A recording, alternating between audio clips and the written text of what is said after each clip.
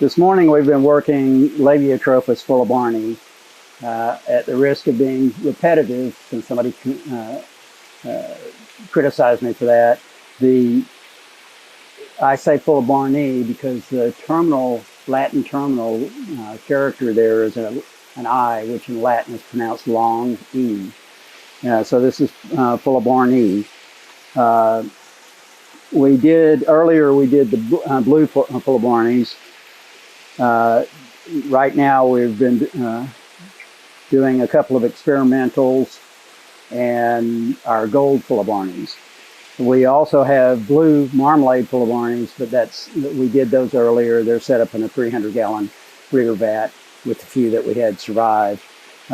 Interestingly enough, that's kind of an OB gene. It's a mottled fish, and it's clear that it is a dominant allele, a gene, but technically allele, because we get blue fuellebornis out of that strain, out of that breeding colony, which means they're carrying a recessive for blue. I'm not quite sure about blue versus gold. I'm going to have to go back and look at records, but I'm pretty sure we get blue fish from our gold breeders, but we don't get gold fish from our blue breeders, which indicates that the blue males and kind of greenish brown females are homozygous for blue, and some of them are carrying a recessive for gold. I'm going to have to pay more attention to what we get so I can be more definitive about that. Okay, we have 8 females, and I can show you those. This is a typical gold female. In fact, she's carrying eggs. You see the egg spots on her anal fin? That is not a way of telling sex in Lake Malawi cichlids, because some females have egg spots. Okay, then I've got, looks like 4 juveniles. They look like they're going to be pretty good fish, kind of reddish already. So I'm going to grow those up. That's going to be an interesting fish right there. He's going to be, I think it's a male. We'll find out when he gets a little older. Okay, I've got these 7 males. One of them, we processed at the same time we processed gold. We processed one we call gold freckle. And this is the only, if I can get him out of here, the only surviving male. I kind of like him. I'm going to set him aside. I just don't have enough females to keep all these lines going. And then we also I was working on a powder blue, and all we were able to save of them was one young male.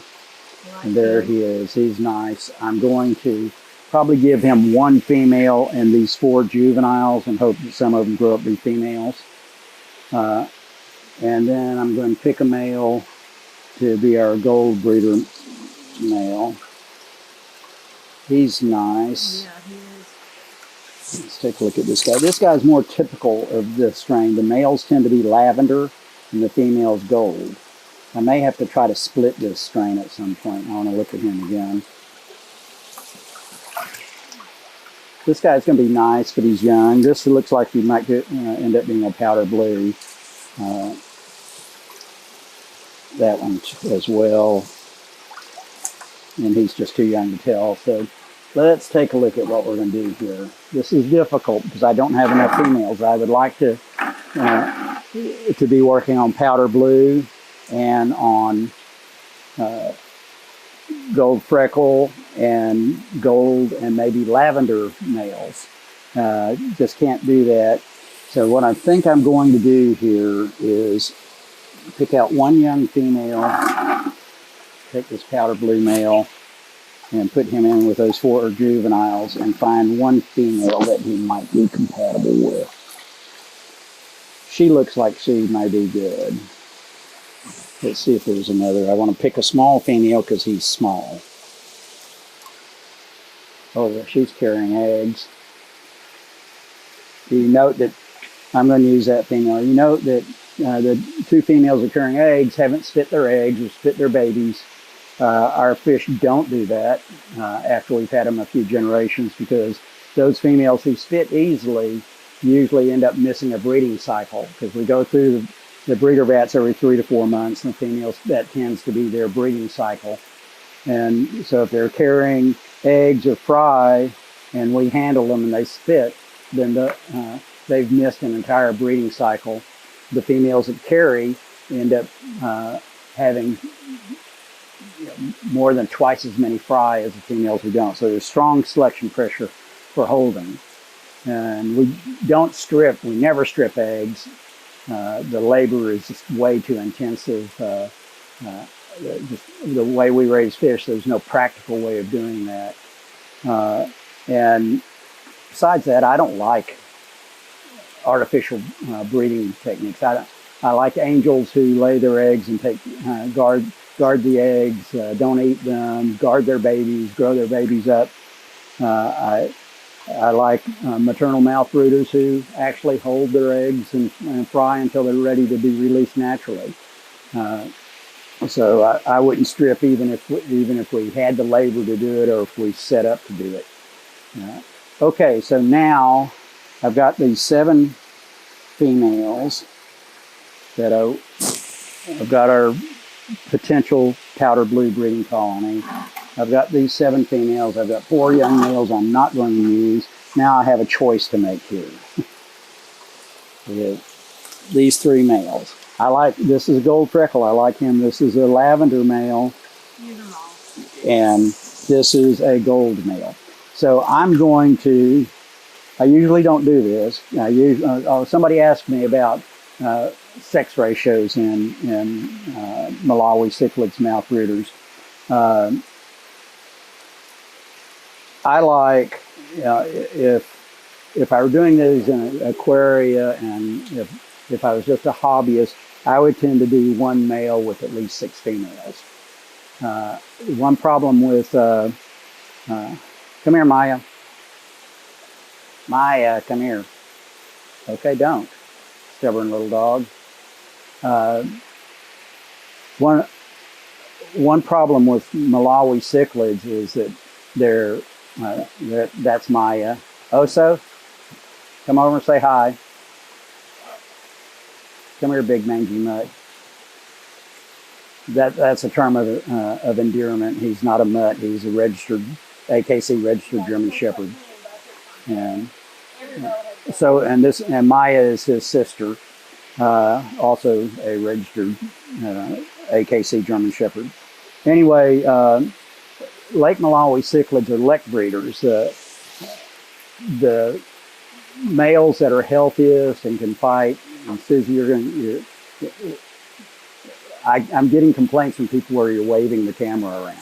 It's sweat in my eyes. Okay, she's complaining about sweating in her eyes, so she's wiping it off. So if you got seasick, then I'm sorry. Anyway, they're lek breeders, and the healthy dominant males gather together in an area and establish really small breeding territories, just a few feet across. The females, when they're ready to lay eggs and get their eggs fertilized, swim up, look over the males, and pick the male they like, swim into his territory. They spawn, she picks up all the eggs, and she leaves. Okay, so the males think any female that is in his territory is wanting to mate. So in typical aquarium, that's the whole aquarium is basically the size of his breeding territory, and he's going to get a little annoyed if the females aren't mating when they're they're obviously coming to him. They want to mate, he thinks, and so he picks on them. By having at least 6 females, that aggression gets spread out a bit. No one fish gets picked on all the time. And in terms of keeping males together, keeping 2 males together in an aquarium is a formula for disaster. Because the subordinate male is going to get chased all the time. He's not going to get to eat well. He's going to be stressed. 3 is not much better. The more males you have, the less aggression you're going to have. In fact, if you stock a 100-gallon aquarium with 40 or 50 male cichlids, you have very little aggression. You know, they might nudge each other every once in a while, but they're not going to fight. Nobody's going to lose scales. They're not going to get fins nipped and split. Okay, well, I got off. That was a digression. So what I'm going to do here, what led to that is I'm going to violate my precept there. I'm going to take these 7 females and these 3 males, and let's look at them one more time. That's gold freckle. Oops, I'm sorry. That's gold freckle. That's the lavender, and this is the gold. And show those to you. The gold freckle is kind of having a lavender background with gold freckling in the body. So I'm going to use all 3 of those, keep those genes going, and then when we raise up a batch of young females, I'll split these into 3 different breeding colonies. I'm going to give the fish a lot to cover in the vat they're going in. They're going in a 110-gallon breeding vat. I'm going to put a whole bunch of cichlid hotels, which I don't have one available to show you that. But they're wire netting cages we build to give the fish a bunch of cover. And we'll have a fry cage in there for fry to hide in. Okay, good fish keeping.